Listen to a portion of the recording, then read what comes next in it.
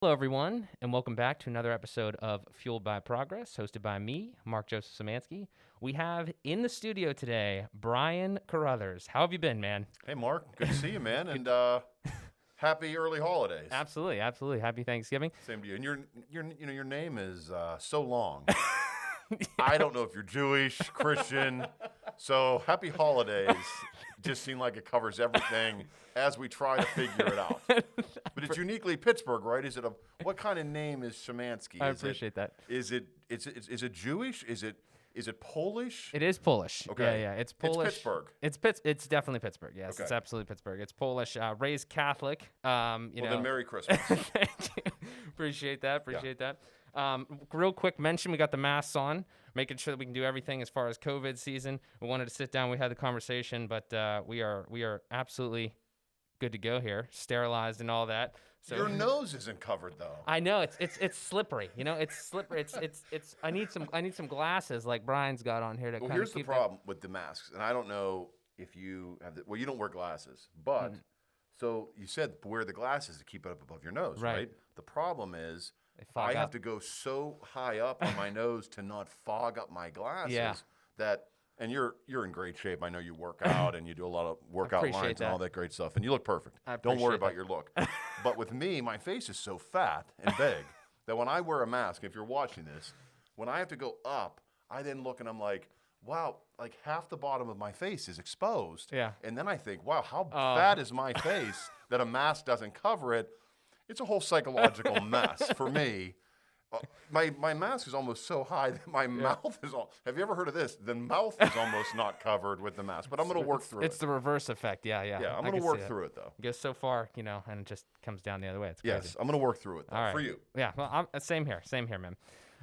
Well, I appreciate again you coming on the show. Thank you so much. I guess we can kind of start initially just kind of the backstory here. I know that we met at Remax Select Realty when you came over from Advanced, I believe. Yes. So, that was a great time. I remember meeting you in the Moon office, and that was tremendous. I seen some of your stuff online, and we'll get into that here. But I know that you have a very interesting. I don't actually know if you know this or not, but I'm pretty sure on Facebook you are like guru at Remax Select Realty. That's like your name. Yes. Your title. Thank you, Mark. I like that. I remember meeting you as well, and I remember thinking, this guy's leaving this company soon. I mean, Mark, your job was to tell me how to set up a website, and I was like, oh, this guy. And then it wasn't too long, and you're like, I'm going to branch out to do my own thing. You don't seem like you're suited for corporate structure. You are a free thinker. You're a free soul. You want to fly.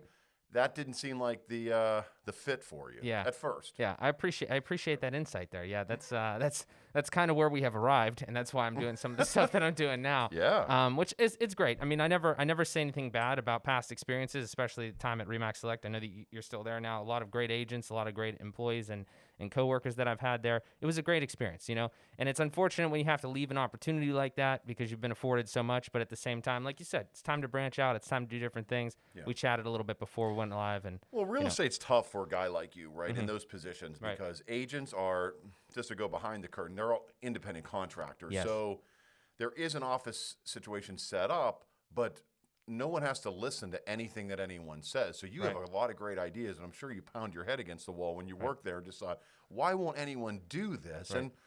And you get a lot of unique people who want to do what they want to do, and your company wants you to do something and put it onto agents, but those agents don't really work for the company, and it's got to be frustrating on your part. Yeah. There's definitely some of that at times. I mean, the real estate industry I've had a couple realtors on the show already, and it's from different agencies, right? Okay. And it's different. It's different from agency to agency, right? Especially in the Pittsburgh area, you have a couple of the big ones. Remax is one of the, Select is one of the biggest franchisees, and then you have like Howard Hanna's, and you have like all these other places, and everyone kind of treats their agents differently, and I feel like when you give agents a lot of free reign, it can be very good because you actually treat them how they're supposed to be treated as independent contractors such as yourself. Right. And then you have the freedom to do the things that you want, the freedom to market the way that you want to do, the freedom to, go out and, explore different things.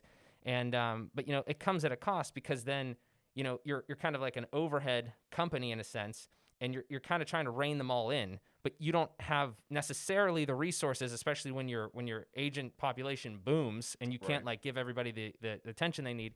So it's just those types of things. And obviously we did the best that we could there, and I know they're still doing a great job. It's a difficult thing. Yeah. And I've been at different companies, so I've seen different aspects of this business. But it's amazing. It's just like any other business. It's so competitive. Meeting with companies to think about changing where you want your who you want your broker to be, or where your brokerage is at. It's amazing, like the garbage you hear agencies talk on other agencies. And I love it. I was in radio for a long time, which is competitive and cutthroat and conniving. And like real estate and radio have a lot in common with each other, the way that they compete. Absolutely. I've heard that. And it's awesome. So I don't mind that. I like a little, I like a little punch in each other's face. And I'm okay with that. Yeah, no, absolutely. I mean, I think the healthy competition is good, from agency to agency. It's tough when you're competing with other, I guess, agents in your own brokerage, because that kind of, is a little bit of conflict of interest. But at the same time, like you said, it's kind of just like that. I mean, it's the name of the game, because at the end of the day, everybody has their own agenda. And I don't mean to say that like, conniving anyway, but they have their own selves to kind of look out for. They got to reach their bottom line. And, teamwork is absolutely, encouraged. But at the same time, there's just a lot of variables. It's encouraged on your level because you were part of the corporate structure of it. But, in real estate where you send the people out to try to go to battle for you and you hope they bring back the meat so you can get a little piece of it. Yeah. It is hard to tell someone, oh, you're doing it the wrong way, when they really are an independent person and they're going to do their own thing. So RE/MAX is a good company. Yeah. They're all great companies. Yeah. They're not all great companies, but they all seem like nice people. Right. Absolutely. Oh man. Yeah. I mean, I'm sure you have. Do you miss that business? Now you left. Yeah. Pretty soon after I had started at RE/MAX, but do you miss that business? Do you feel like being there and dealing with agents who are a unique breed of weird in themselves, and it's they're like every Facebook meme put together in one? I feel like real estate agents are. Yeah. Do you feel like you learned enough about real estate that you would never want to go back and do it again, or you learned enough about it where you thought, why am I not doing this? Right. I like how you're turning the tables on me here. Not too many people ask me questions, so I do appreciate that. I do appreciate that, and we'll get into your background there with the radio and everything. Okay. But that is a really good point that you bring up there, because I mean, that's, insightful to me or anybody that's like in industry, whether it's real estate or whatever. What I would say to answer that is specifically my time there. So I was there, I had an internship, and then I moved up the ranks and stuff like that for that was over the course of about 2.5 years. I think the whole campaign there.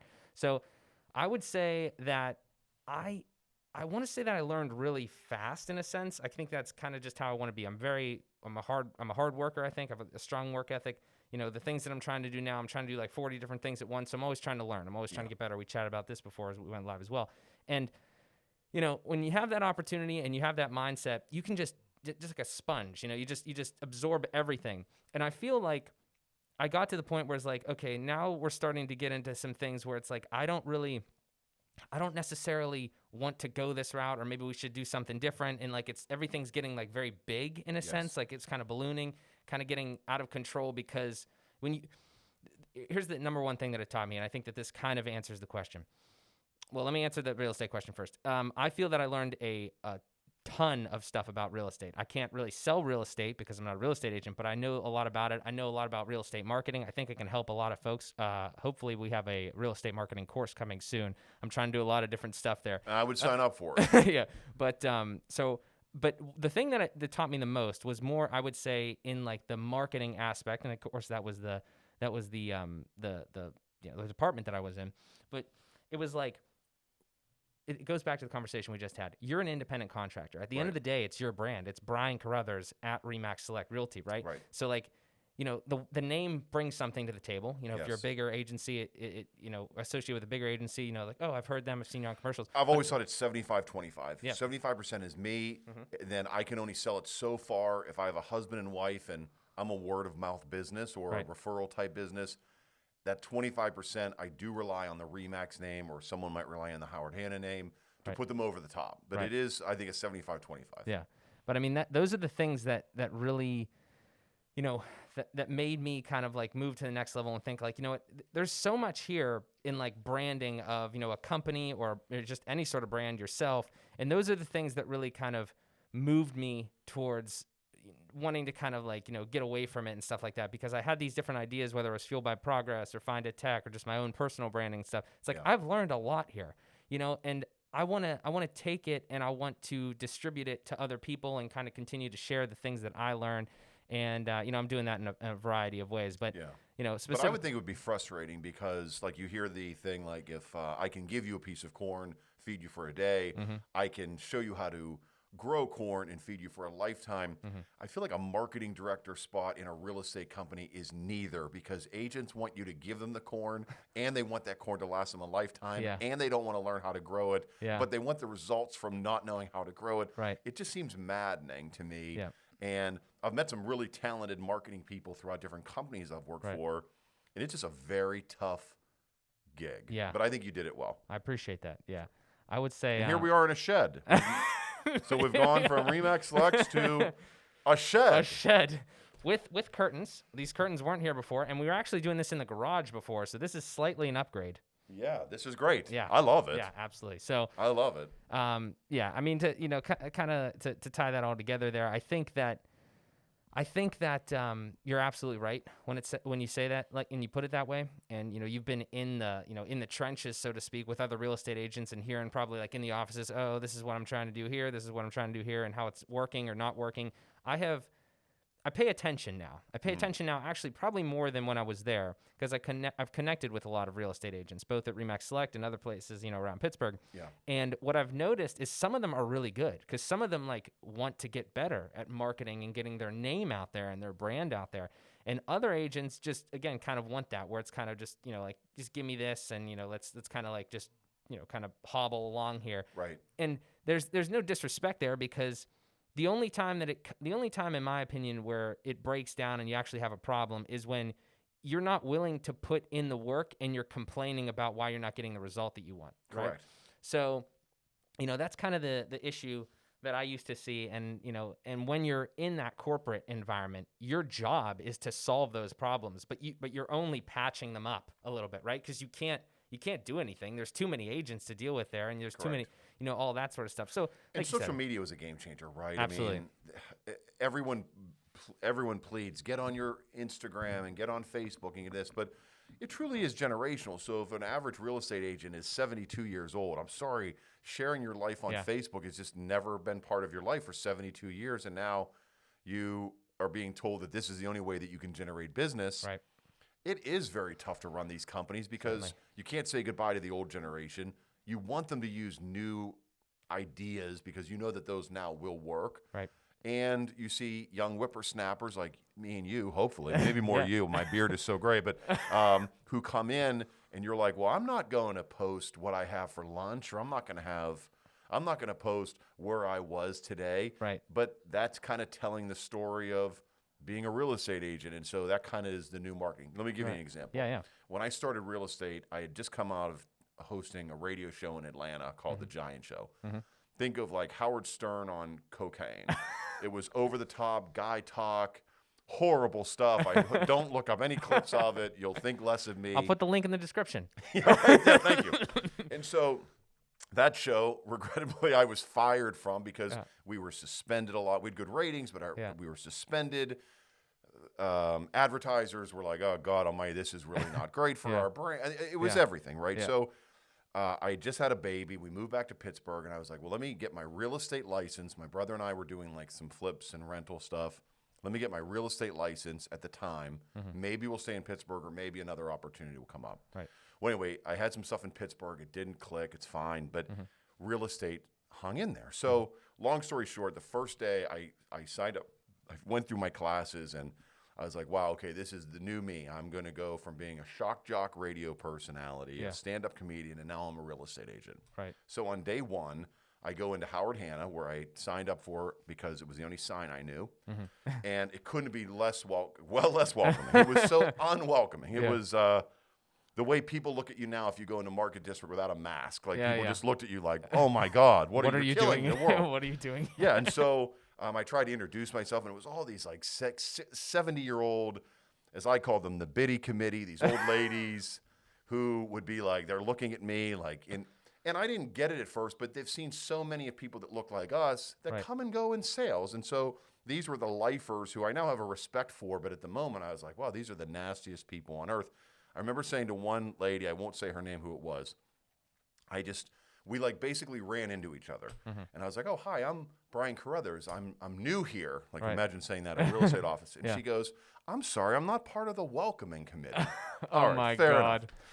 I was off to a bad start. But after about a month, and there was a point to this, the broker at the time, who was an older woman who's very nice and I have a lot of respect for, said, Brian, you're finding some success. You have sales and it looks like you have listings.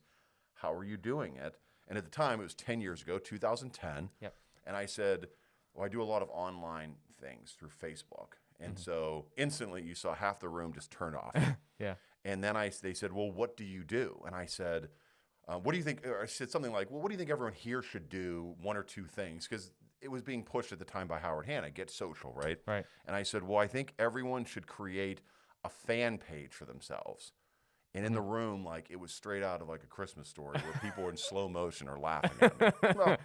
Why would an agent who's 1 month in the business need a fan page? And I was like, well, you want people to look at it and click it. And at the time, Facebook, they go, you want them to become your fans. Right. Ha, ha, ha, ha. You know, why would an agent 1 month in need fans? What are you being a fan of? I've been in this business for 30 years. And now, I mean, that's the future. Every one of those people in the room who were laughing are either out of business or doing that. And I'm not a trendsetter by any means. I'm just saying it's generational, so it made sense for me to do it. And to the point is, somebody who's a successful agent now is either paying someone to do it or doing it themselves because the future has caught up. Right. And so it took a little bit of time, but not too much, 10 years. And now if you don't have a social platform, you don't really have anything. Yeah, I mean, it's kind of weird. Absolutely. Absolutely. What was my point on that, Mark? I'm sorry. It's all good. I really wanted to tell that story. Yeah. And now, you know, driving out of here, I'm going to have a lot of regret. I've wasted your time. No, you're good. You're good. Yeah, I don't know exactly what your point was, but you made a lot of good points. I don't know what the one you were going for was, but I do. Well, that's going to be the title of my book. I don't know what your point was, but you made a couple good ones. No, I totally agree with you, and I'm glad we. It's just a strange profession, and it really was caught in a bubble at times. But now you see that the most successful agents, and we'll move past this, but the most successful agents have an online presence that is not all business, it's not all personal. It's somewhere in the middle. It's a blended hybrid model. Right. And people relate to it. Yeah, absolutely. So you got to give a little bit of yourself. For sure. And I mean, you definitely do a lot of that. I really, again, we mentioned this before, you know, when we were setting everything up and everything, and I will have all of the links in the description of this video for the places to find you, because the stuff that you do on Facebook is, I would call, next level marketing. Oh, wow. Thank you, Mark. because like, again, you take that and you put it on steroids, kind of like your show. You used to be Howard Stern on crack, but you take your Facebook page and you do that, and that stuff, like we could try to run through some examples, because I honestly think that they're very valuable for people to learn. And they don't need to be like, obviously you have a certain personality that is that. It's like to the next level of, oh, I see a Pittsburgh potty, I'm going to take a picture of it and I'm going to throw it on Facebook, which is great content, right? And you have, I remember the other one where... Thank you, Mark. I'm very proud of that. Thank you. Well, I went to college. Truthfully, okay? I really think that if somebody sees that type of content, like on a consistent basis, not maybe just the Pittsburgh potty, but like the jokes that you make, and then also, you know, there was that other one where during the election, you had a picture of Trump yelling at Biden, and then you used that, like, these guys can't stop debating over this beautiful home, and like you used it as like a listing. Well, there you go. Like, that's what you mean, is like the blend of like your personality and your profession. And it's like, hey, you know, if you want to buy a house or you want to sell a house, work with me. It's going to be a good time, and we're going to get the job done. You're going to get paid and all that sort of stuff. Well, sort of, and also the there's a lot of people who are still staunch business people, my dads of the world, who wear a suit and tie and say, if you're going to do something online, you better be on LinkedIn. That's where everyone will find you and respect you and this. But the truth is, it's not. It's people who are sitting on their toilets at night at 11 o'clock. Their kids have driven them crazy all day, and they take 10 minutes to just look at Facebook or Instagram or Twitter, and they want to entertain. So unfortunately, an open house, unless you're dying to find a house, an open house really is not that entertainment, but you still want to try to sell that brand. And I think it's just you kind of blend in on it. Yeah. My idea was, because I was doing radio at the time, was I kind of felt like, how would I do a radio show just about real estate on Facebook or Instagram? And there I am. That's it, man. I think a lot of people just, they kind of almost take themselves too seriously in a sense, right? It's like they always want everything to be lined up. And I'm a big proponent of that. Like I like, having things kind of to a T and certain things about the brand to be on point, right? Sure. But at the end of the day, there's certain times where you have to fuse a little bit of entertainment or personality in there, because people are just gonna be like, this is so bland. Like that was the big thing. If we use what we were talking about earlier as an example, like what we were doing was good, and like what all agencies do in the marketing departments and stuff, where it's like a nice house, pricing, some information, like that's good stuff. But you can't just like throw that out there and expect to get hits all the time, because everybody is inundated with those sort of things. I have Zillow on my phone, and I get like notifications, like 40 a day of random things, and it's like, yeah, I know I kind of searched for that, but at the same time, it's it's just redundant in this world that we live in, where we're constantly being pinged with social and all this stuff. Right. There's got to be a little bit of secret sauce in there. Well, especially when everything is just reused. Right. I mean, everything that you're looking at, there's a good chance that at least the formula of how that Zillow ad is made, some company was paid by Zillow to do that, and that same company, probably like a company like yours, or as you aspire to be, a company is paying the same marketing company to make their ads look exactly the same, even all the way down to people getting offered to write newsletters for them and things. Like, it's like, wow, man, like just go on Google and look up 3 articles or do something. Like, just make it your own. I think people are dying in a world of, we don't know. There was an article in the New York Times yesterday that said that the algorithm of social media now has facial developments beyond they ever thought. And it's getting better every day, that when you look at my face online, which is a very ugly face, you don't want to look at it. It doesn't look like this. But you're looking at pictures of people who are not real. They are blended from people made by bots to look like people that now have fake sites to them.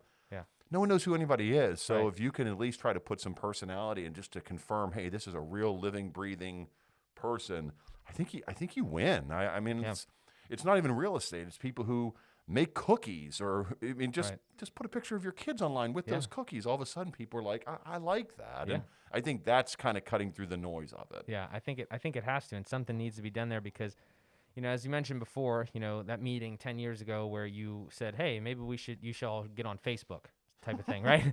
And some of them laughed at you, and now either they're doing it or they're no longer in the business. And the thing is, though, a lot has changed in 10 years, and like now we have a lot of different platforms, right? We got Instagram, we have Facebook, Twitter, all these sort of things, and everybody wants to be on, to some degree on everything, and make sure their brand is on there. But so is everyone else, right? So it's very saturated. Of so course. like you said, it's not anymore. Like this is the funny thing that I used to always get. It's like, okay, you're new, right? You're a new agent. Fantastic, right? You want to start establishing a brand. You want to go on Facebook. Okay, I need a Facebook page.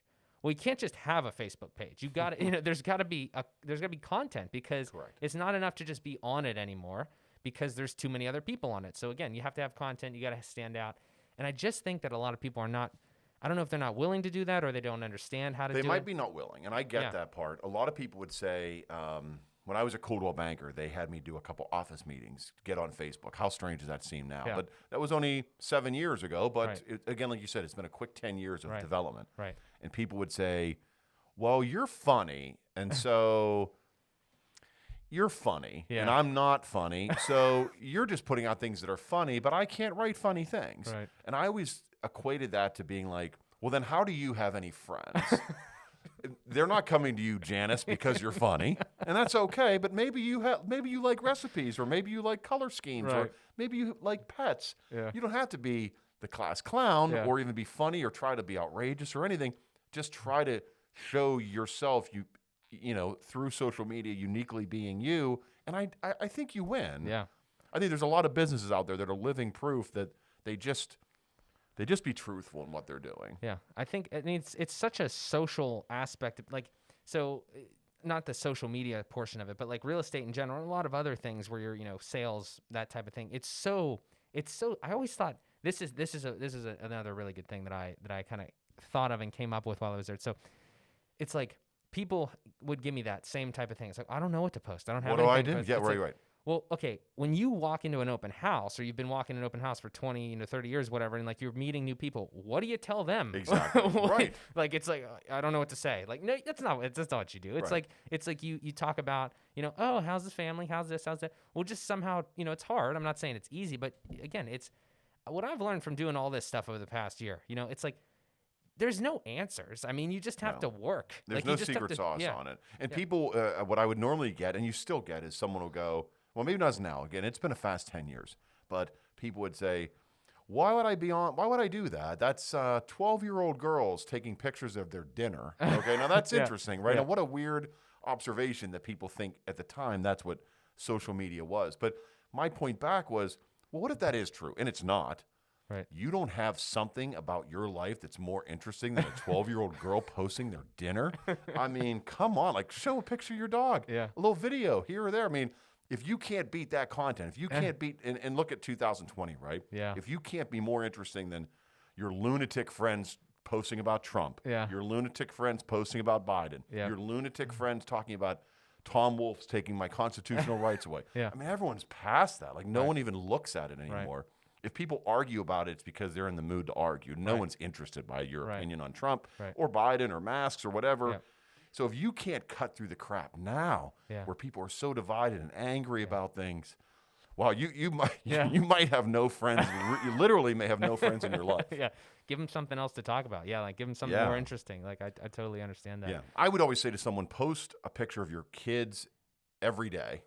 Yeah. And someone would go, well, I don't want my clients to see a picture of my kids. I was like, well, don't just post them to your friends then. And then maybe the clients you think are, well, I don't, and everyone's going to put up roadblocks if they don't want to do it. But I mean, I think one of the truths of marketing, at least in the last 10 years, I don't know if you agree or not, would be if you're not figuring out somehow some sort of social media presence, I mean, it's over. 100%. I mean, there's different levels of it. You don't necessarily need to be on every single platform. And I think some people, that was another big thing too, is like, oh, you need to be on this, this, this, and this. Well, if you can't handle one, you shouldn't be on 4. You know what I'm saying? If you can't do them well, like, okay, it's okay to have presence, right? Just like your name on there. But again, at the end of the day, a blank Instagram page is probably not really going to do you much good, right? So that was another thing. It's like, you got to be into it. You got to want to know. You got to want to know how to do it. You could always pay other people, but that was another thing. And I'll bring up this point too. Is like when you're a real estate agent, I think, or anything really, but specifically what we've been talking about real estate is the authenticity that you can bring to your profile or your feed is unmatched to anyone else, right? It's like there's so many. I'm sure you get spammed with these all the time. There's so many things where it's like canned content that you could pay $39.99 a month for, and they'll send like 6 posts to your Facebook thing. It's like random market trends and good places to eat. Some of that content is good. And I love the idea from a business model. It's incredible. Oh yeah. But the idea that you as a real estate agent that's really going to put you over the edge is, again, not really. I think it's missing the mark a little bit. Like maybe that coupled with some things that can set you apart. I think that's really the better way to go. I agree with you. Yeah, absolutely. Yeah. So now let me ask you this question. Okay. So we've talked here for a little bit about like our opinions on it, kind of on the same wavelength here with a lot of this stuff. If somebody out there is watching, like a fellow real estate agent or any sales industry or anything that's trying to build a brand, what have you noticed in your own, like you've been using this method, right? We'll call this methodology for like 10 years. Sure. And you've been building up your brand, building your Rolodex, you're just increasing your portfolio and all these different things. What would you say has been like what have you found? Like, has it been successful? Can you kind of like give some social proof to the fact that it works? Like, what are some of the things? Well, yes. One, I can say that in 100% truthfulness, every piece of business that I've ever gotten in real estate has come from social media. Wow. How could it not have? Yeah. I didn't pick up the phone. I didn't send a mailer. I didn't knock on doors. Right. My whole career has been social media driven.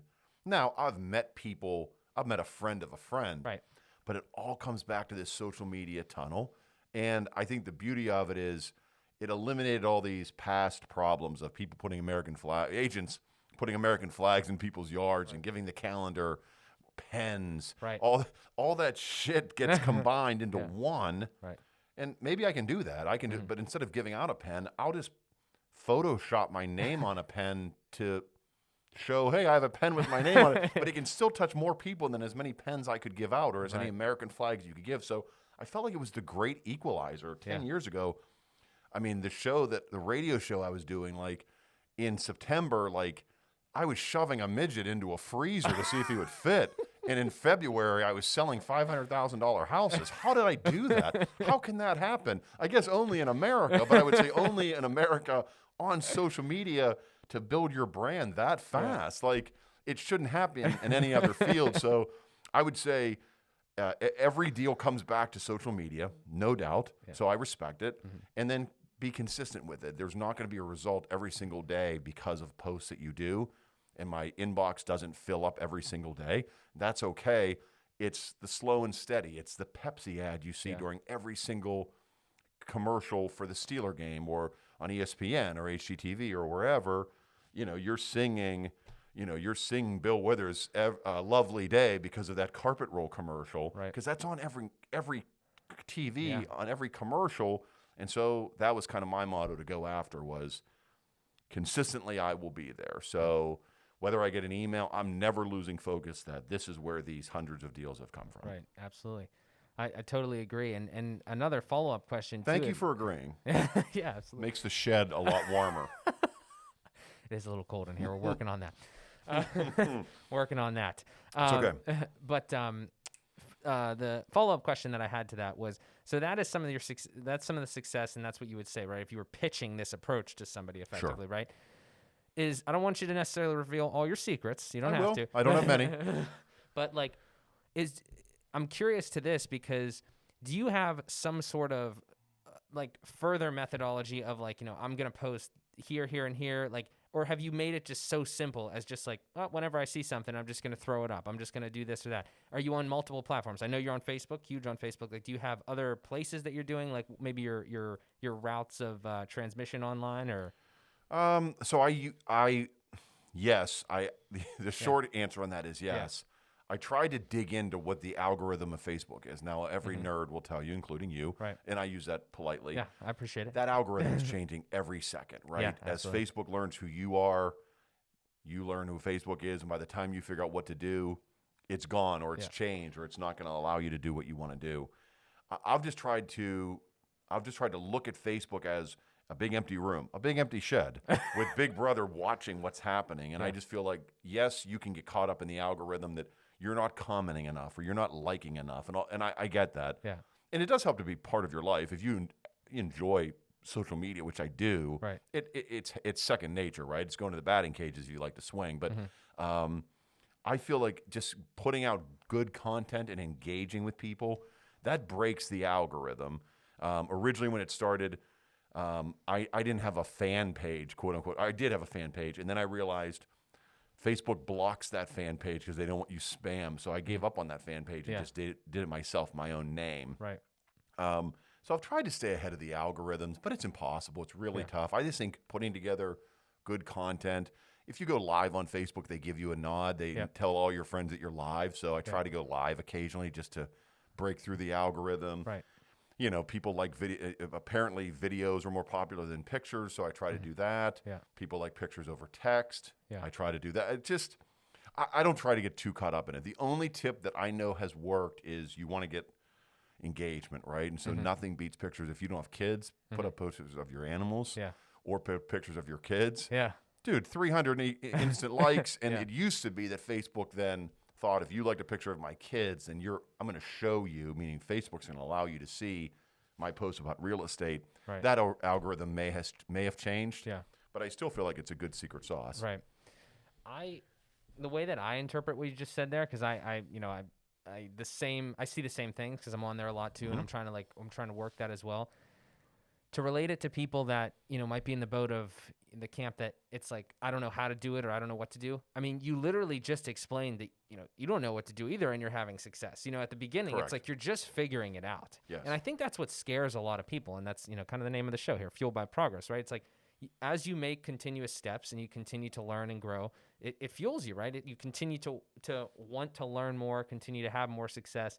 And I think that there's this idea where you have to know everything before you jump onto Facebook. You have to do this or that. And it's not the case. And like you just said, you're figuring out the algorithm as you go, just posting different things. You notice, like, it's literally just being resourceful and paying attention. Don't you think that people feel like they have to have an empire built before they even have a product? Yes. And that's maddening to people. Maybe it's generational, right? But like, look at Milton Hershey, right? His jam was originally caramel, and then he got into chocolate. Yep. And then all this other shit blew up, and he had to figure out how to get a 401k together for his employees and build the town and build the amusement park. Yeah. This guy's got a 4th grade education. Like, he was into chocolate. Yeah. I feel like no one has chocolate anymore. People have the name of their fucking company, and it's incorporated, and they have employees. They know where the desk is going to go, but they don't have. What do you do? I don't make any. I don't know. Like, where are you, dude? It's like you got like the retirement. You got the watch made for your retirement when it closes, right? I'm going to name an award for my first 5 employees, but you don't have the chocolate yet, and that's tough. But I feel like that's our generation, or what that is. Such instant satisfaction of naming all this stuff, but like, dude, what's your chocolate? I think it's a fair question, especially when you meet people who are entrepreneurial, because their minds are so scattered, and that's a good thing. Right. But to focus them in to say, where's the chocolate? That's been, I think, a helpful question in this, because, dude, I mean, it's maddening, right? I mean, because that's what people want to know. And like, to your point, they have to have it all figured out before they post one video. Well, where's this going to go? What's the name of the video? What's the graphic going to look like? What music am I going to use? Like, just post something. Like, just let me taste the chocolate, man. You know what I mean? Just start, Yeah. I'm going to write that on my whiteboard inside. What's the fucking chocolate? What's the fucking chocolate? That's it. What's the chocolate? That's, it sounds ridiculous, but you see these massive empires of guys and women who have started things. Started pretty small.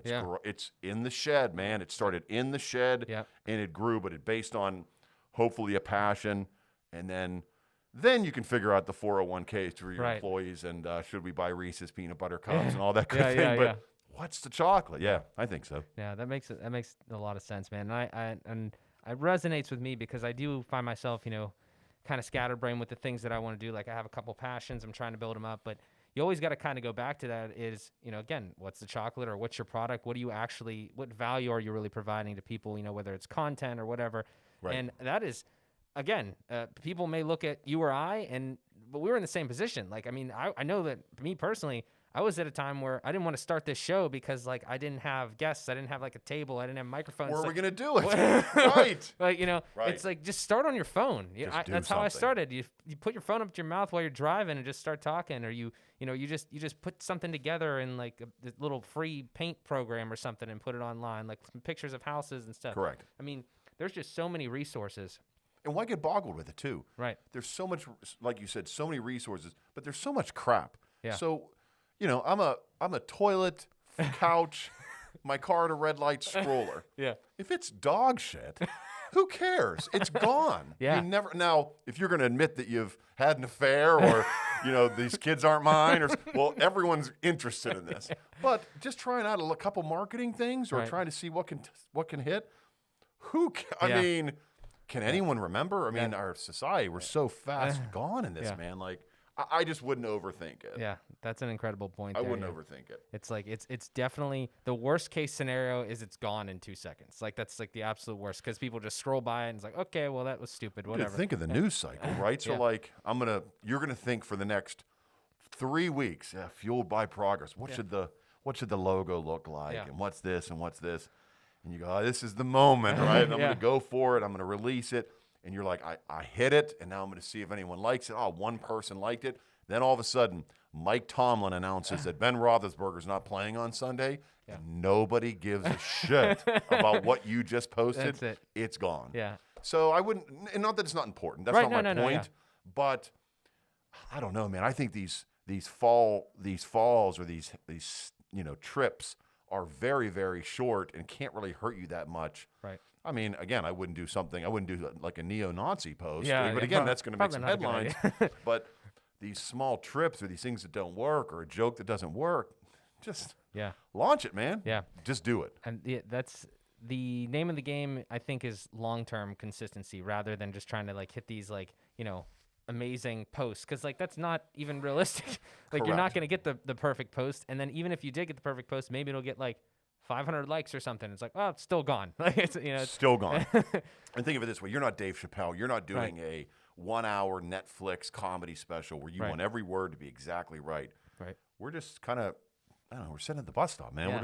We're just throwing some things out to see what sticks. So the other thing I would say is don't overthink it. I'm a victim of overthinking for sure. Definitely me too. I'm not immune to it, but man, just to let it go a little bit is very helpful. Yeah, for just sure. and to get rid of that like fear of like, does it make sense? Is it funny enough? How does this make me feel? How does this make this person feel? What do they think? I mean, holy moly! Like, just post it. You think that commercial's funny? Yeah, definitely. And hashtag something after it. yeah. So it gets caught up in some of the groups of the posts. Yeah, right. Yeah, right. Exactly. Maybe you'll get something from that. Yeah, exactly. I totally agree. I would say just to echo it, consistency. Trying to just be as fast as possible on those types of things. Like you said, if you see something, post it.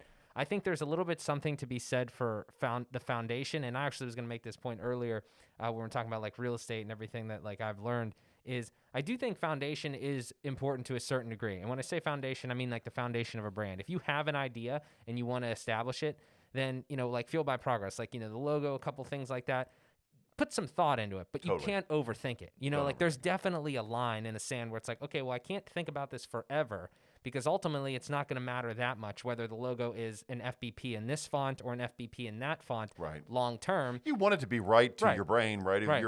If I think being a perfectionist is okay, but you got to have that release button or put it in the hands of someone else who's going to release it. Just say, dude, it's as good as it's going to get. Yeah, absolutely. It's a trap that you can easily fall into is perfectionism. I know I've been there because you want everything to be perfect because especially like a brand, it's kind of your baby. But at the end of the day, though, it's not ever going to be anything unless you start, finding your chocolate. Yeah, find your chocolate. Well, it's funny is when I was in radio, I never did like DJ work. I wasn't like, here's the latest from, like that wasn't me. I never talked up music and stuff like that. But there was radio guys that I had like very little respect for who would do a break, and that's like a talk up to a song, who would be like, 54 degrees, that's 10 foot, that kind of shit, right? Yeah. And then if they stumbled a little bit or they took a breath or they did something, they would go in and they would edit it to make it so tight because they wanted you to sound perfect every single second that they were on. Right. But I don't think people can relate to being perfect.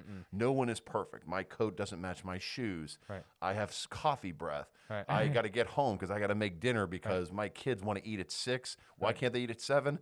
Just because my life's not perfect, man. Don't judge me. And so I feel like it's the same way with branding. Well, if you and I were being paid to do a Super Bowl commercial, we're not going to see Heinz Ward start yawning or mess up a line. That's okay. We're not doing Super Bowl type commercials. Right. We're doing the everyday. And in some cases, I think people can relate to not being perfect in it. Yeah. I think it's a progression and a level up process too, because as you start, again, you just got to start because you're never going to get to a Super Bowl commercial if you can't make like a little tiny, film here and there, a little, advertisement for whatever, if that's your thing. And How about when people look at their looks? Look at me. I'm living proof. I'm 300 pounds. I'm 6'5". I'm ridiculous looking. I have this beard and I'm fat and you look great. You look great, Mark. Thank you. I was hoping you would cut me off and say I look great. But the truth is, my face is big and fat, and I got gray hair and hair's up close to my eyes. I'm a nightmare to look at. But if I can put a photo or a video online talking about let's look at houses and why there's water in your basement. Yeah. I'm the 1%, man. This is like Ogreville right here where I'm at. So if you can look at this, you could be like, all right, I'm at least better than looking at 50%. This guy's the 1% of ugly. You can do it. Mark, you definitely can do it. Why are you not posting more videos? I appreciate that. Yeah. I try to do as much as possible. But, that's – I don't know. I totally agree with that. And I think it all comes down to just trying to start, just trying to be consistent. If there's people out there listening maybe they look up to the stuff that you're doing, they look up to the stuff that other real estate agents are doing that they're trying to, like, figure out what do I need to break through, what do I need to do. It's just start. I think it's just start and be consistent and just continue to get better. And I think that mindset is applicable across the board for anything you want. I agree. Yeah. I agree. I mean, not even business related, but just thinking, and obviously we're joking about a lot of it, but even like being a parent, raising a pet, starting to be a flipper, do anything. I mean, God, man, if the quest is perfection with no mess ups and, every single inch, I mean, that's going to be a really tough life for you. Yeah. Be a really, really tough life for you. Although I will say there are some geniuses who have made it work who are always thinking about their brand. I just saw a documentary on Michael Jackson, nothing about kids. But, when he was burned during that Pepsi commercial, remember that? Or you're too young for that? I might have been too young. Anyway, he filmed a Pepsi commercial when he was filming with the flames that were coming up. He got badly burned on the set. And so there's all this news media outside of wherever soundstage he was filming at. He's burned, man. His face and his hands are burned. He's got scar. I mean, he's in bad shape. Yeah. So when the ambulance came to take him out, he knew there was all that media there, and he wouldn't let them take him out until someone gave him his glove to put on his hand because that was his brand. And I thought, damn, all right, you were committed. I'm not that committed. I'm going out. I mean, even if I was burned, that might be something better for me. I might actually look better at with severe burns. But Michael Jackson said, put that glove on because he had his brand, man. Everywhere he went, he was the king, and self-given king of pop with that glove on. Yeah, I dig that. Yeah, no. I'm not at that level of commitment yet to put the glove on when I'm burned, but I appreciated it. No, for sure. I think there's pieces of it that, again, the branding thing. It helps, I think. So one of the things about me, I would say, is definitely struggle with perfectionism for a while. Still do on occasion, but as you start getting into it and you develop this routine of just putting stuff out there and not really worrying about how you look, how it sounds, like as long as it's good enough type of thing. Just you'll always get better. Every video is better. Every whatever is better. The thing with me though, and it's probably a lot of other people, is I do take a lot of there's a lot of comfort in the fact of having some sort of structure. For instance, when you look at like FBP, for instance, and you see like it's just a black, it's a white, it's the logo, it's certain things about the brand that are just always the same. Sure. It takes a lot of the stress away of, what am I going to do this time? What am I going to do this time for those pieces, right? It's like, well, he didn't need to find some sort of like other glove or whatever. It's like it's a weird way of thinking about it, but it's like it's comforting because there's some, in a world of so much inconsistency in certain ways, and like the things that you have to, manage here and there, and like, we don't know what's going to happen tomorrow, especially in like year 2020. There's certain comfort I think that you can take in the fact of, okay, these are the, I literally have a document that says structure for each one of the brands that I have. It's like, these are the logos, these are the colors, these are these types of things that we use all the time, because there's certain things that just brand recognition and just, again, ease of use, that if you continue to build those, it goes back to the Pepsi commercial, like you mentioned. It's like, in the Bill Withers, the song. It's like you hear that or you see those things and you start to associate this with this brand or this person, and kind of just goes back and forth. And I think that's, a lot of the really where a lot of that kind of comes from. Well, look at our geniuses in the world, right? The Mark Zuckerbergs, the Bill Gates of the world, the Steve Jobs. They have something in common. Is when you look at them in public, they're always wearing the same thing. Yeah. Steve Jobs always wore a black turtleneck with jeans. Mark Zuckerberg is a V-neck shirt with jeans. Yep. Someone else, Mark Cuban has a thing with a thing. Yeah. These guys aren't either one, caught up in the details, or two, you just have to stay consistent and not have to worry about something in your life. Right. And I don't know if that's exactly what you're talking about. It is. But it fuels people to focus on something else. So, yeah, I get it. By the way, not to call you out, but you have a little Michael Jackson thing going right there. Your mask has your initials on it. Yes. Jesus Christ. You're like the Michael Jackson of Shed podcast. You have your initials on your mask. I got a lot of brands going, man. This is the personal brand. You gotta kind of flex on certain things. I mean, I'm so embarrassed that I even would talk about this while you're sitting there with a mask with your initials on it. It's Bravo. it's something, again. Bravo. I'll use it. I appreciate it. I'll use it as like a lesson or just like a fuel or food for thought. Here is like that was the idea. The mask is just one piece of it, right? But when I broke away and I want to do my own things, I think that when you're a real estate agent, right, you think of Brian Carothers, the Brian Carothers real estate team, right? Like you think of that and you think of real estate. Okay. Well, maybe though, if people thought of, Brian Carothers, for instance, and they've known you for a long time, they might think of you as radio, they might think of you as comedy. Now they might think of you as real estate. Sure. So with me, when I started this journey, I wanted to first solidify something that was me. So Mark Joe Szymanski, the red with the black lettering, that type of stuff. I have like a fan page, like you said, on Facebook. And some people may know you as Mark, the young Jewish boy they grew up with in Squirrel Hill.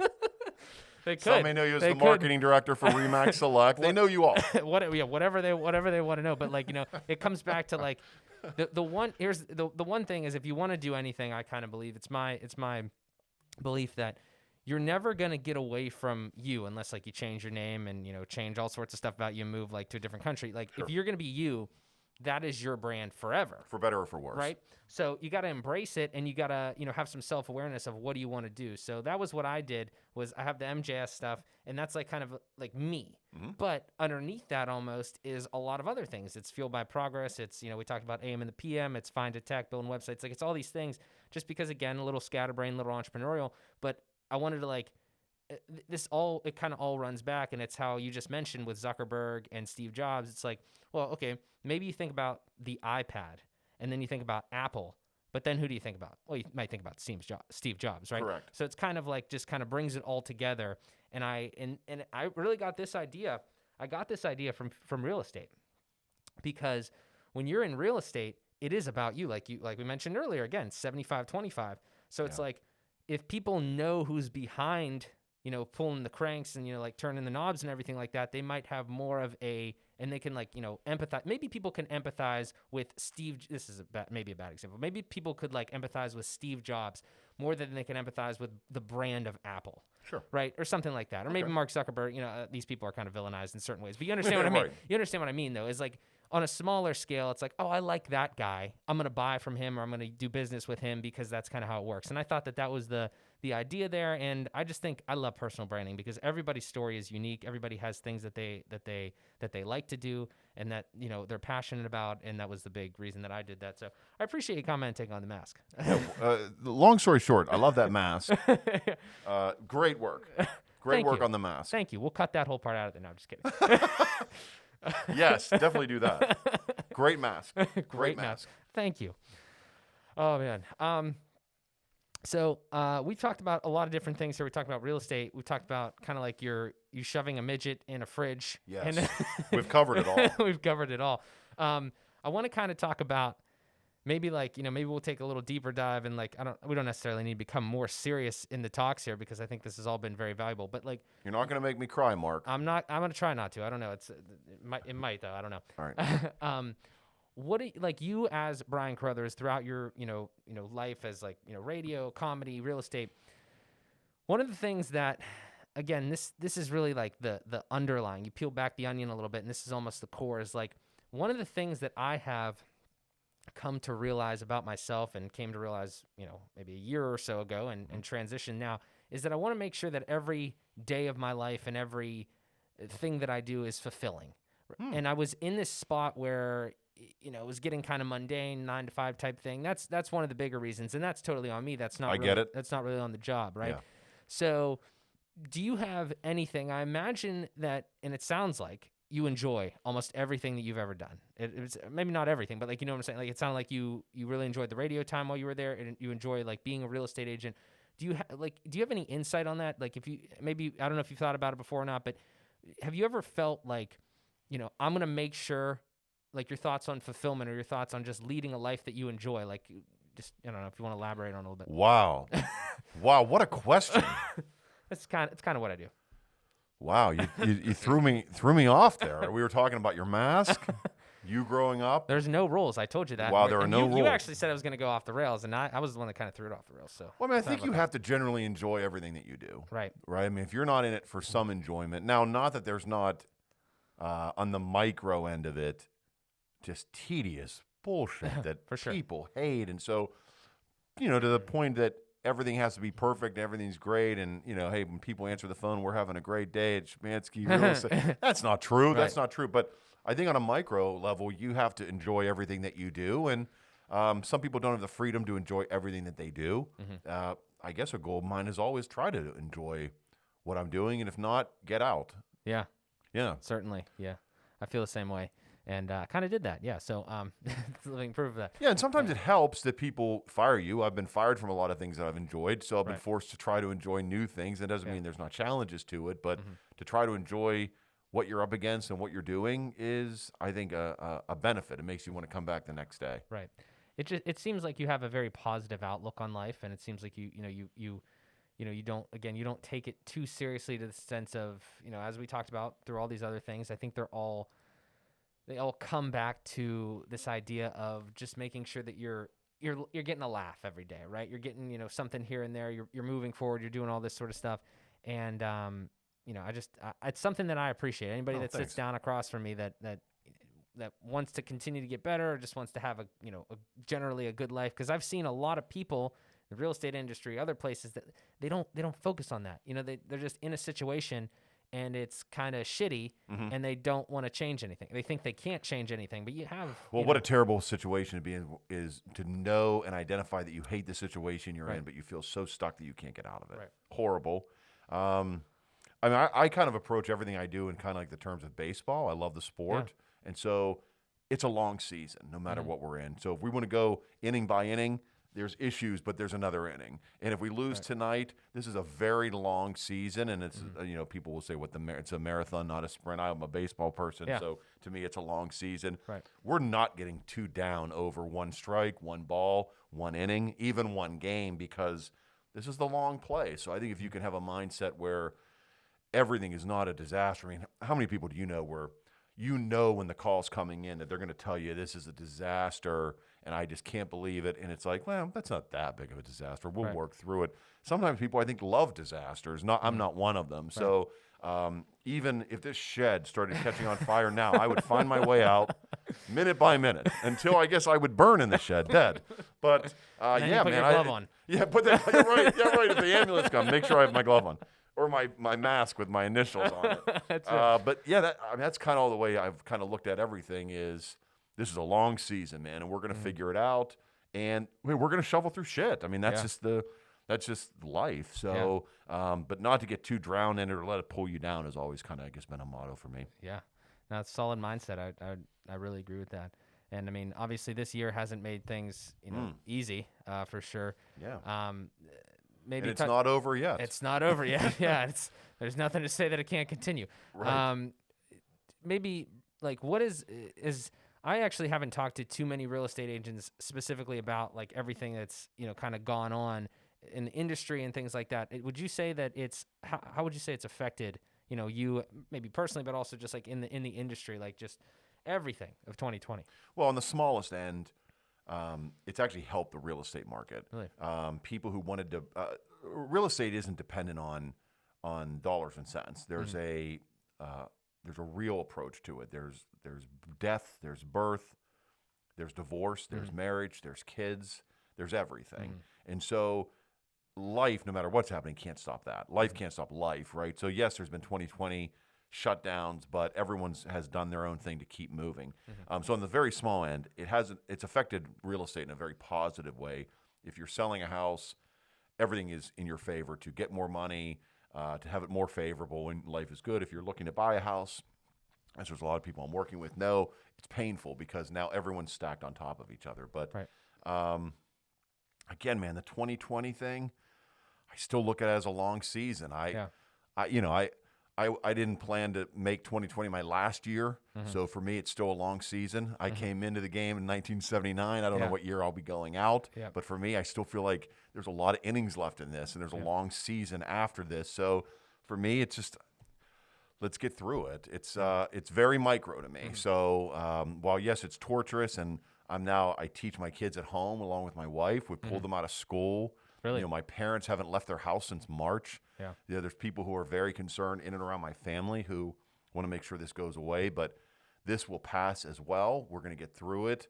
And, hopefully we all don't go too crazy. Yeah. But I just think that if you look at it on the long term, this is a blip. Trump is a blip. Biden's a blip. COVID-19 is a blip. Keep the perspective that we got a whole body of work to get to. And so maybe this is a strange time out, but I've kind of enjoyed some of the things that have slowed me down in it. Like teaching my kids is an absolute pain in the ass. I'm a 4th grade teacher now. I'm talking about the Constitution and the Treaty of Paris and how magnets work. But it's funny, right before COVID, at the end of the year, I remember saying to my wife, man, we don't see our kids anymore. Yeah. They get up at 7, they go to school all day, they come home at 3:30, they have an hour and a half of homework, and then we're out the door doing something else. So I don't know, that perspective, I kind of dig that. I think there's got to be balance to life, and this is a strange balance. This is the greatest science experiment that we've ever been a part of, and everyone's a part of it, and everyone feels different about it. And there's a lot of people suffering and hurting, but hopefully that can pass, and hopefully we look back on it and be like, oh, this was kind of cool in a couple ways. Right. In a couple ways, it was dog shit. A lot of ways. We're not having Thanksgiving dinner at my house this year. That's dog shit, right? But in some ways, maybe we decorate for Christmas earlier, which is kind of cool, right? Like we've kind of let ourselves enjoy things that seem like stress. So I don't know. I hope people can look at the blip of it. Although, what a painful blip, man. How about you? What about your marketing businesses and the things that you're after? Are people pulling back on your end? Yeah, I mean, to a certain degree, I mean, there hasn't been too much. So, like, truthfully for me, I've used this. It has been a blessing, honestly, more of a blessing than a painful piece of dog shit. I mean, it has been bad. It's absolutely like you said, right. But for my specific position, it gave me the opportunity to just put my head down and work. Yeah. Like, obviously we're in a shed at my parents' house, still living at home, don't have a lot of responsibilities. Again, talked about it before the show. You have to, I think when you're trying to do something like this, you have to see the opportunity and you gotta take it. And when I saw this as an opportunity, I wanted to make sure that I didn't miss it. It's terrible.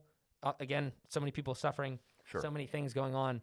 But at the same time, I have an obligation to try to build some of the things. When I stepped away from RE/MAX Select Realty, my plan was to, build websites and do all this stuff. And it was actually before any sign of COVID. So I was like, I actually don't know how this year would have went if the world was not turned upside down. Right. So it was really good in a lot of ways because as the world kind of slowed to a certain extent, kind of everybody kind of is like, okay, we're kind of in a, free fall-ish type thing here, and we'll kick back up from it. I was able to just go full force. Cool. I was able to get Fueled by Progress going. I was able to find a tech and all these other things that we're doing going on. So it's actually been not bad for me. But you bring up a great point, and I think a mindset that more people should adopt, but it's difficult to adopt, is that this is just a blip, like you said. This is just a little piece of history that is really shitty right now, but we've proven over time that we get over these things. We come out stronger on the other side, and hopefully everything just continues to trend positively. I mean, there's been bad things, of course, but this time has been very strange because while it's saturated the news and it's saturated social media, it's very weird. I heard this perspective. There's so many things to distract us nowadays. Yes. Like, you notice that? Yeah. Like, there's so many things that are still going on. Imagine like you were in 1920 or whenever the Spanish flu or whatever the hell the last thing was. Yeah, right. It's like you're walking outside, you got a mask on, everybody looks like they're dying or whatever the heck's going on there. Yeah. And then you walk inside and it's like you're just looking at four walls. So lighting a candle and and going to sleep. Yeah. What a day. Yeah, it's interesting in that regard because it's almost like it's a numbing agent. You can scroll through TikTok or you can scroll through Facebook and, you'll see, stuff related to what's going on. But at the same time, there's so many other things out there, so many more people in the world that are posting different content and just doing different things that it's very interesting. And I think kind of reassuring that the whole world hasn't stopped.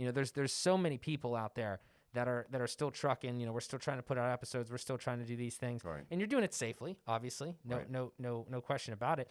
But at the same time, though, it goes back to the fulfillment thing. It's like we got to make sure that we do everything we can, but we want to make sure that we're not just like kind of folding under all of the stuff that's going on. Well, I think the beautiful part is what are people craving for now more than ever? And it's other people. Yeah. And we hit this brink, man, where we were like, I can do everything online. I don't have to go to my office. I can wear pajamas. Well, now, what if this great science experiment put us in this position to do that? And what are people fighting for right now?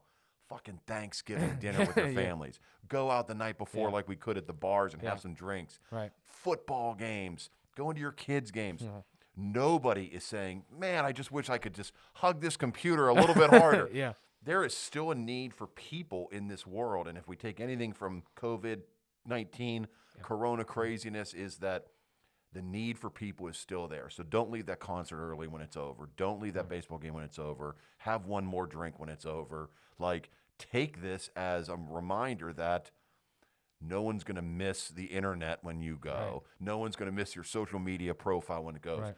When you go. People want people, and maybe that's the inspirational thing. Now, maybe people say they don't want to go back to their offices ever again, but that's personal, or they hate their job. But most people will say, how about this? When people will say, I heard what Dr. Levine said and what Wolf said, and not politically speaking, but wear a mask, stay home. They're closing bars on the night before Thanksgiving. They're doing all that shit, right? And people will say two responses. One, I'm going to celebrate with my family because what is there to live for if I can't do it? Right. Well, what an interesting thing to say. And they're not wrong on that. Right. Then you have other people who say, I'll skip Christmas this year or skip Thanksgiving this year so I don't miss the next 30 Christmases.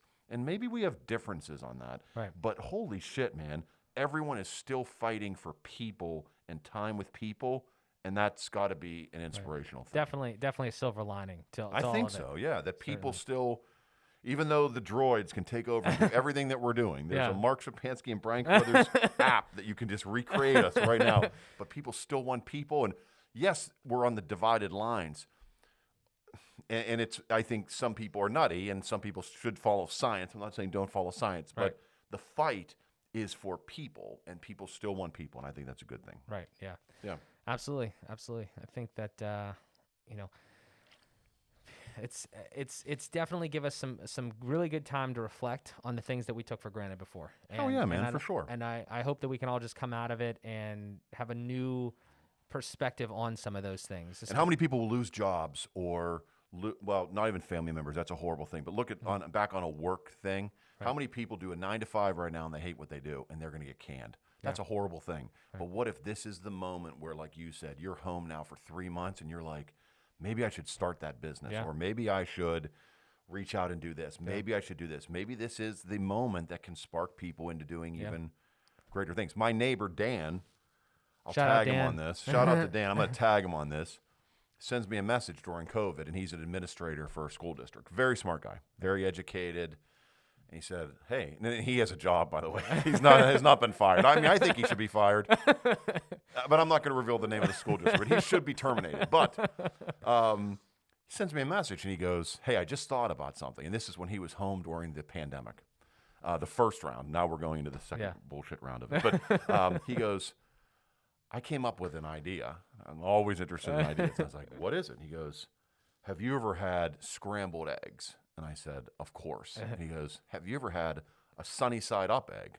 And for people not listening and watching in Pittsburgh, that's just the egg that's like kind of half cooked and running dippy eggs in town, right? He goes, I've invented a new breakfast called the Scrambleeasy, which is scrambled eggs, but a sunny side egg on top of it. And I thought, holy shit. This is groundbreaking. You've changed the world. You've come up with an idea that no one has ever heard of. Yeah. And so now we're brainstorming it. Now, I hope he goes for it. Yeah. We named it. He got the website. He's got the Instagram.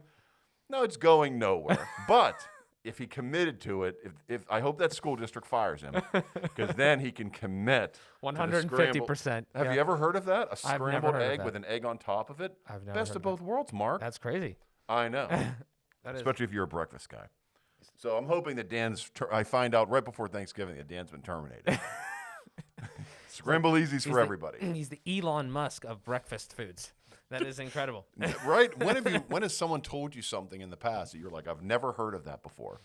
Very rarely. Today it happened. Scrambleeasy. Shout out, Dan. I'm going to put the link to that Instagram and the website in the description of this. Yes, I'll send it to you. Okay. Beautiful stuff. I appreciate that.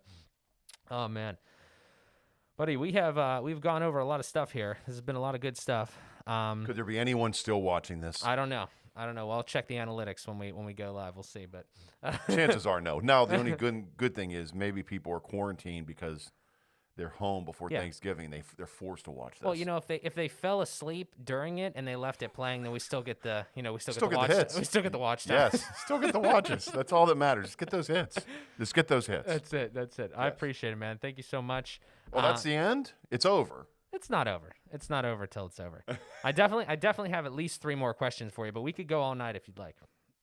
Let's go. Round robin. Let's go. Round robin. Quick. Let's go. Number 1. I'm actually throwing a 4th one in. I'm Fine. throwing a 4th one in. It's gonna. And be you want these quick? Go quick. No. The first one is because I had this question, and you're a specific individual, like in the real estate industry and everything like that. What is your favorite thing about real estate? What's like in the industry? What do you like the most about being a real estate agent? I like the process. I like meeting someone sight unseen, that I can be part of it, and then I have a short attention span, so I can take you through the process and be done with it, and we're on to something new. Okay. I like that we can get through the process together. I like to be part of it. I like to quarterback situations and help people out with guidance. And there you go. Perfect. Yep. Now, Number 2. Well, that was bonus, so we're gonna take that a bonus one. I ask everybody. I have a question for you. Hit me. Do I get to, if I don't open this water during the show, do I still get to take it home? You get to take that home, and you get to take that sticker home with you. Holy! If you want to slap it on a random light pole or anything, I give one of those to every guest that comes on. So Look at that. Maybe I'll put it in my shed. there you go. Okay. There you go. Great. So the water's coming home with me. That's All all you. That's all you. Good. The final 3. Yes. I ask these questions to everyone that comes on the show, and they kind of tie everything together. And again, they kind of just go with the theme of Fueled by Progress. And I'm always interested to hear the responses. Okay. So first question Yes. is, throughout your time, as radio, comedy, real estate, something that I've found that I always look to see if reigns true with other people is I have had a lot of positive influences that have molded me into the person that I am. Okay. And they could be like people that are in my life. They could be people indirectly, like on YouTube and creators that I follow. They could be bodies of people, like groups or something like that I'm a part of. I asked the question, who are your top 3? If you had to give 2, top 3 favorite and most influential, bodies of people or individuals in your life, who do you think they'd be? Oh my God. That's a tough one, probably. It's always tough to narrow it down. Oh my God. Wow. Business and pleasure, life in general. However you want to do it. You can give one from each if you want. That doesn't. Wow. I like people who are slow and steady. Yeah. So I'm not inspired by frantic people. I'm not inspired by lazy people. Right. But I really like sharing time and space with people who are slow and steady and thoughtful people. My wife is very slow and steady and thoughtful. I like that about her. My brother, Pat, who's a business partner of mine, best friend of mine, he is a slow and steady, processed thinker that I like. I don't like frantic. And then I guess 3, the wild card on it, I won't say him, but I'll say a quote because I'm a baseball guy. The Pirates fired Clint Hurdle as their manager last year. Right. He did great, then he did bad, and then he's gone. Such is life. Life is baseball. I can relate to it. But he had a great quote, and that I always think about when it's in real estate or a lot of things. And he said that when your job brings people pleasure, people take pleasure in telling you how to do your job. And I thought, there's all these HGTV shows of the world, and people know how to price houses and Zillow. But for them, it's a hobby. For me, it's a career. So my job, people take pleasure, is their pleasure. People take pleasure in telling me how to do my job. Yeah. And you can relate that to anything, Facebook, life, being a parent, whatever. And so I've kind of keep that in perspective, that I only look for advice from people who also take it as serious as I do. I don't need advice from people who take pleasure in what I do. I want people who take pleasure in making it right and doing those things. So 2 people and a quote. How about that? Perfect. Put that quote and tag Clint Hurdle on this. I'm going to tag Clint Hurdle on Facebook, and I don't know if he has an Instagram. Probably has an Instagram. Yeah, Clint, reach out. Come on the show. Would love to have Clint We'll on. have you Will and you have Clint. me back? You and Clint on the show. I have a lot of questions for Clint. Reach out to. We'll spam him. We'll tag him. We'll get him on the show. But always have loved that quote. I always thought it makes a lot of sense. Yeah, absolutely. No, I totally agree. Okay, second question. Yes. Wait, this is number 2? I thought this was like 7. Oh, my God. I mean, it's probably like 45 if you count all the questions. But And I'm out of coffee, so this one's over.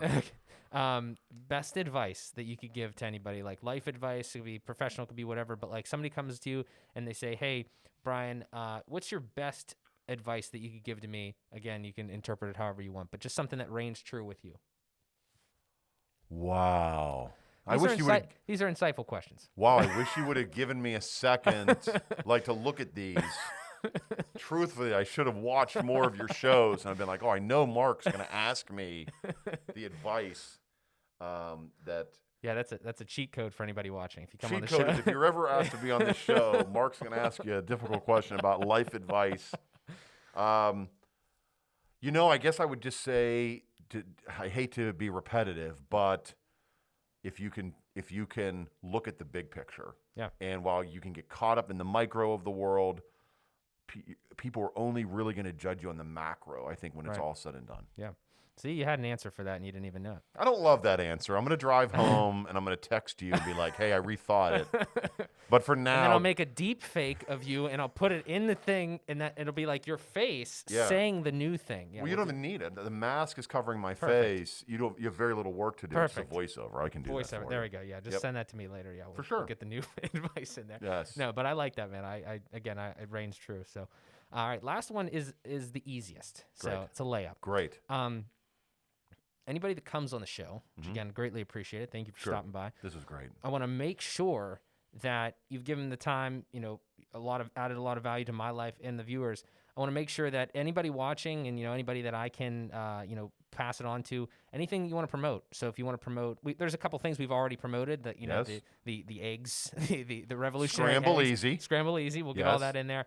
Dan, your buddy Dan, we'll make sure the creator of the Scrambleeasy. Yeah, everything. We'll get everything in there. But anything you want to promote, like so real estate or anything along those lines, I will put links to everything in the description. So if you want to just kind of shout it out now, Well, look, Mark, nobody cares about what I'm promoting. I'm going to give you my 3 favorite online videos. That works too. We'll link Number those. 1, President George W. Bush in a press conference in Iraq getting a shoe thrown at him. Put that link up. I love that. My favorite. Anytime I'm down in the dumps. He throws the one. And he dodges it. Then, who would have thought another one's coming at him? He dodges that too. Number 1. Who throws a shoe? Number 1, George W. Bush dodges a shoe. Yeah. Number 2, there was have you been to Disney? Once, yeah. Okay, so they had Disney had some sort of end of the day sing-along thing on a big steamboat.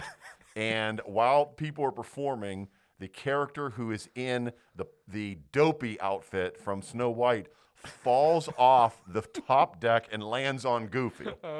Look that one up. That if you just need a laugh. And the third one is a little kid with a Irish or Scottish accent. Somebody stole his cookie, and the mom goes, "Who stole your cookie?" And he goes, "Chucky, fucking Chucky." So there's 3. Forget my businesses. George Bush gets a shoe thrown at him. Dopey falls off a boat. Fucking Chucky. Forget the businesses. Nobody cares. Those are going to you're going to get more out of it than me telling you about the Remax. But thank you. Yeah. And Remax knows it. But George W. Bush dodging the shoe, fucking Chucky, and Dopey falling off a boat. I have to look the fucking Chucky one up. You've never seen it? I haven't seen it. It sounds like something I would have seen, but I don't think classic. You got to look it up. We'll look it up, man. Yes. But thank you for having me on, Mark. This was great. This was tremendous. I mean, I'm going to have a lot of regret driving home that I did this and talked too long, but if you think it's worthwhile, then I'm glad we did it. I think it was great, man. I really appreciate it. Like I said, a lot of value for here. The water. Yeah, absolutely. Take that home with you. I'm going to leave it here. I'm going to take the sticker. Yeah. I'm going to put it on my fridge at home. I have a sticker collection. There we go. Thank you, Mark. There we go. Yeah, absolutely, man. Well, again, it was great to see you. It's great to chat with you. I'd love to have you on again. This was tremendous. Really? Yeah. I think maybe. We'll have to see. Okay, you're getting desperate during COVID. No one will come on. With Clint Hurdle. Yeah. If you can get Hurdle on, that's the next time I'll come back. If you can get Hurdle, I'll be here, and I want to talk about life. And he's an insightful guy. Yeah. So. Thank you, Mark. Yeah, absolutely, man. Thank you so much. Ladies and gentlemen, this has been another episode of Fueled by Progress with my guest, Brian Carothers.